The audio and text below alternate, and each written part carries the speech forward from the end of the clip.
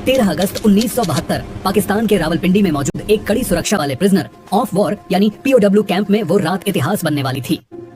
यही वो कैंप था 171 के भारत पाकिस्तान युद्ध के बाद भारतीय वायुसेना के 12 पायलटों को बंदी बनाकर रखा गया था। कैंप की सुरक्षा इतनी सख्त थी कि कोई सोच भी नहीं सकता था कि यहाँ से कोई जिंदा बाहर निकल पाएगा। चारों तरफ ऊंची ऊंची दीवारें, दीवारों के ऊपर काटीले तार, हर जगह हथियारबंद पाकिस्तानी सैनिक। लेकिन इसी नामुमकिन जगह पर 3 ऐसे भारतीय पायलट मौजूद थे जिनके इरादे किसी दीवार, किसी तार और किसी बंदूक से डरने वाले नहीं थे। वो इस जेल से कुछ इस तरह भागे जिसे देख पाकिस्तानियों के होश उड़ गए। इस कहानी की शुरुआत होती है 3 दिसंबर 1971 से, जब भारत और पाकिस्तान के बीच जोरदार युद्ध चल रहा था। जमीन पर भारतीय सेना हर मोर्चे पर पाकिस्तान को पीछे धकेल रही थी, लेकिन आसमान में हालात उतने आसान नहीं थे। पाकिस्तान के जफरवाल शहर के पास बना एक ऊंचा वॉच टावर भारतीय वायुसेना के लिए बड़ी परेशानी बन चुका था। वहां से पाकिस्तानी सेना भारतीय मूवमेंट पर नजर रखती थी और कई बार भारतीय विमानों पर सटीक फायरिंग भी की जाती थी। इस वॉच टावर को तबाह करने की जिम्मेदारी दी गई भारतीय वायुसेना के जांबाज पायलट दिलीप पारुलकर को।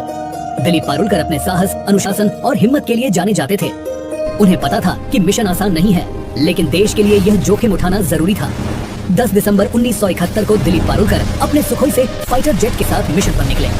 जैसे ही वह वॉच टावर के पास पहुंचे, पाकिस्तान की एंटी एयरक्राफ्ट गनों ने जबरदस्त फायरिंग शुरू कर दी। गोलियां सीधे उनके जेट की तरफ आ रही थी। कुछ ही पलों में उनका विमान बुरी तरह डैमेज हो गया। हालात बिगड़ते देख पारुलकर ने बिना समय गवाए इजेक्ट किया।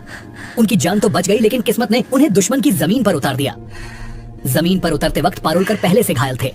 दर्द से जूझते हुए वह खुद को संभाल ही रहे थे कि आसपास के पाकिस्तानी आम लोग वहां जमा होने लगे। भीड़ दुश्मन दुश्मन चिल्लाने लगी। देखते ही देखते लोगों ने उन्हें पीटना शुरू कर दिया। उनका सामान छीन लिया गया। चोट, थकान और मारपीट की वजह से पारुलकर वहीं बेहोश हो गए। अगर थोड़ी भी देर हो जाती तो शायद भीड़ उन्हें जान से मार देती, लेकिन तभी पाकिस्तानी सैनिक वहां पहुंच गए। सैनिकों ने भीड़ को हटाया और कहा, यह जिंदा हमारे ज्यादा काम का है। इस तरह दिलीप पारुलकर को मौत के मुंह से निकालकर हिरासत में ले लिया गया। जब पारुलकर को होश आया तो उन्होंने खुद को एक अंधेरी, तंग और सीलन भरी कोठरी में बंद पाया। सामने एक पाकिस्तानी अधिकारी खड़ा था। उसने कागज और पेंसिल उनकी तरफ बढ़ाए और कहा, आदमपुर एयरबेस का नक्शा बनाओ। आदमपुर एयरबेस भारतीय वायुसेना का एक बेहद अहम ठिकाना था। पारुलकर ने तुरंत मना कर दिया। इसके बाद शुरू हुआ टॉर्चर का सिलसिला। आखिरकार भारी दबाव में आकर पारुलकर ने नक्शा बना दिया। पाकिस्तानी अधिकारी बहुत खुश हुआ, लेकिन कुछ देर बाद वो गुस्से में वापस लौटा। असल में पारुलकर ने आदमपुर एयरबेस का नहीं बल्कि मुंबई एयरपोर्ट का नक्शा बना दिया था। गुस्से में अधिकारी ने सजा सुना दी। पूरी रात कोठरी के एक कोने में खड़े रहना होगा। एक गार्ड को आदेश दिया गया कि अगर पारुलकर बैठे तो तुरंत गोली मार दी जाए। पूरी रात पारुलकर खड़े रहे। शरीर जवाब दे रहा था, लेकिन गार्ड को उन पर तरस आ गया। उसने धीरे से कहा, सुबह तक बैठ जाओ, अगर कोई आएगा तो मैं खांस दूंगा, तब तुम खड़े हो जाना। इसके बाद कई रातें पारुलकर ने उसी अंधेरी कोठरी में बिताई। लगातार टॉर्चर हुआ, लेकिन उन्होंने अपने मुंह से कुछ नहीं निकाला। आखिरकार पाकिस्तानी अधिकारी भी थक गए और कुछ दिनों बाद उन्हें बाकी भारतीय बंदियों के साथ एक ही कैंप में डाल दिया गया। यही था रावलपिंडी का पीओडब्ल्यू कैंप, जहां भारतीय वायुसेना के 12 पायलट कैद थे। यहाँ पारुलकर को पता चला कि बाकी साथियों के साथ भी ऐसा ही बर्ताव हुआ था। सबने दर्द सहा था, लेकिन किसी का हौसला नहीं टूटा था। इस कैंप के इंचार्ज थे उस्मान हामिद। वो भारतीय पायलटों के साथ सम्मान से पेश आते थे। हालांकि कई पाकिस्तानी अधिकारियों को यह बात बिल्कुल पसंद नहीं थी। उसी उस्मान हामिद ने भारतीय पायलटों को एक कैसेट प्लेयर और एक एटलस दिया। शायद उन्हें अंदाजा भी नहीं था कि यह छोटी सी मदद आगे चलकर कितनी बड़ी कहानी लिखेगी। 25 दिसंबर 1971 को कैंप में खबर पहुंची, ढाका में पाकिस्तान ने सरेंडर कर दिया है। भारत युद्ध जीत चुका है। 93,000 पाकिस्तानी सैनिक भारत की कैद में थे। कैंप में खुशी की लहर दौड़ गई। सबको लगा कि अब जल्द ही वह घर लौटेंगे, लेकिन दिलीप पारुलकर का मन कुछ और कह रहा था। उन्हें पता था कि कैदियों की अदला बदली में लंबा वक्त लग सकता है। उन्होंने साथियों से कहा, अगर हम यहाँ बैठे रहे तो शायद सालों लग जाए, क्यों ना हम खुद ही रास्ता निकालें। पहली बार किसी ने उनका साथ नहीं दिया, लेकिन पारुलकर हार मानने वाले नहीं थे। उनके दिमाग में एक बीज पड़ चुका था, आजादी का बीज, और यही बीज आने वाले महीनों में एक ऐसी योजना में बदलने वाला था जो रावलपिंडी की दीवारों को हिला देने वाली थी। 25 दिसंबर 1971 के बाद रावलपिंडी पीओडब्ल्यू कैंप में एक अजीब सी खामोशी फैल गई थी। बाहर की दुनिया में जंग खत्म हो चुकी थी, लेकिन इन 12 भारतीय पायलटों के लिए लड़ाई अभी बाकी थी। सबको उम्मीद थी कि भारत और पाकिस्तान के बीच युद्धबंदियों की अदला बदली जल्द होगी, लेकिन दिन बीतते गए, हफ्ते गुजर गए और कोई ठोस खबर नहीं आई। दिलीप पारुलकर को अंदर ही अंदर यह महसूस हो रहा था कि सरकारों की बातचीत में बहुत समय लग सकता है। उनका मन मानने को तैयार नहीं था कि वह बस इंतजार करते रहे। उनके लिए आजादी का मतलब था खुद के दम पर निकलना। शुरुआत में उन्होंने एक अलग योजना सोची। जब रात को टॉयलेट जाने के लिए एक सिपाही उनके साथ आता था, तब उसकी बंदूक छीनकर उसे ढाल बनाकर बाहर निकलने का प्लान बनाया गया। लेकिन यह रास्ता बहुत जोखिम भरा था। काफी सोच विचार के बाद पारुलकर ने यह प्लान खुद ही छोड़ दिया। समय बीतता गया, कई महीने गुजर चुके थे, लेकिन भारत सरकार की तरफ से कोई हलचल नहीं दिख रही थी। इसी दौरान कैंप में मायूसी बढ़ने लगी। तब पारुलकर ने एक बार फिर अपने साथियों से बात की। इस बार दो लोग आगे आए, एमएस ग्रेवाल और हरीश सिंह जी। तीनों ने तय किया कि अगर किस्मत ने मौका दिया है तो वह उसका इस्तेमाल जरूर करेंगे। अब शुरू हुआ असली प्लान। सबसे पहले उन्होंने कैंप के इंचार्ज उस्मान हामिद द्वारा दिए गए एटलस को ध्यान से पढ़ना शुरू किया। रात रात भर वह नक्शे देखते, रास्ते समझते और संभावनाएं तलाशते। प्लान साफ था, जेल से निकलने के बाद सीधे भारत पाकिस्तान बॉर्डर जाना बहुत खतरनाक था, क्योंकि युद्ध के बाद वहां सुरक्षा बेहद सख्त थी। इसलिए उन्होंने तय किया कि वह पहले अफगानिस्तान की तरफ जाएंगे और वहां से किसी तरह भारत पहुंचेंगे। अगला कदम था सही सेल चुनना। उन्हें ऐसा सेल चाहिए था जो कैंप की बाहरी दीवार के सबसे पास हो, जहां गार्ड कम आते जाते हों। काफी निरीक्षण के बाद उनकी नजर पड़ी सेल नंबर 4 पर, लेकिन उस सेल में शिफ्ट होना आसान नहीं था। यहीं पर पारुलकर की समझदारी काम आई।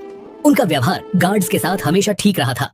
धीरे धीरे उनकी कुछ सिपाहियों से जान पहचान हो गई थी। उसी का फायदा उठाकर उन्होंने रिक्वेस्ट डाली और आखिरकार पारुलकर, ग्रेवाल और हरीश सिंह जी को सेल नंबर 4 में शिफ्ट कर दिया गया। इस सेल में पहले से एक और भारतीय पायलट मौजूद थे, विद्याधर शंकर चाटी। शंकर भागने के प्लान में शामिल नहीं होना चाहते थे, लेकिन वह इन तीनों की मदद करने को तैयार थे और यही मदद आगे चलकर बेहद अहम साबित होने वाली थी। अब असली चुनौती थी दीवार में सुरंग बनाना। सेल की दीवार लगभग 18 इंच मोटी थी। बिना किसी औजार के इसे तोड़ना नामुमकिन था, लेकिन किस्मत एक बार फिर उनके साथ थी। किसी तरह उन्होंने एक कैंची और एक स्क्रू ड्राइवर चुरा लिया।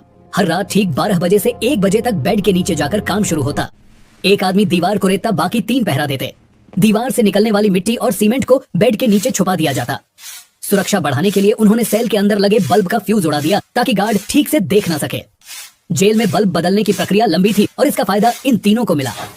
एक रात खतरा बहुत करीब आ गया।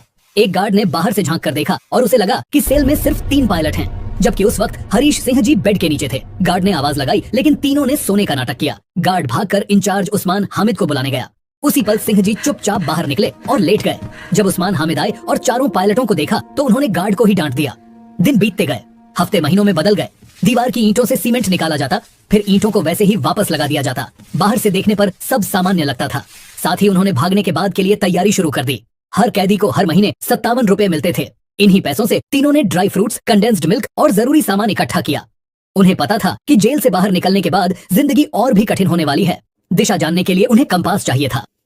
उन्होंने कैसेट प्लेयर के मैग्नेट और कपड़े सिलने वाली सुई से जुगाड़ू कंपास बनाया। पारुलकर को घर से जो कपड़े मिले थे उनसे जेल के टेलर को पैसे देकर तीनों के लिए पठानी सूट सिलवाए गए, ताकि बाहर निकलने के बाद वह आम लोगों में घुल मिल सके। धीरे धीरे दीवार का छेद इतना बड़ा हो गया कि एक इंसान उसमें से निकल सके।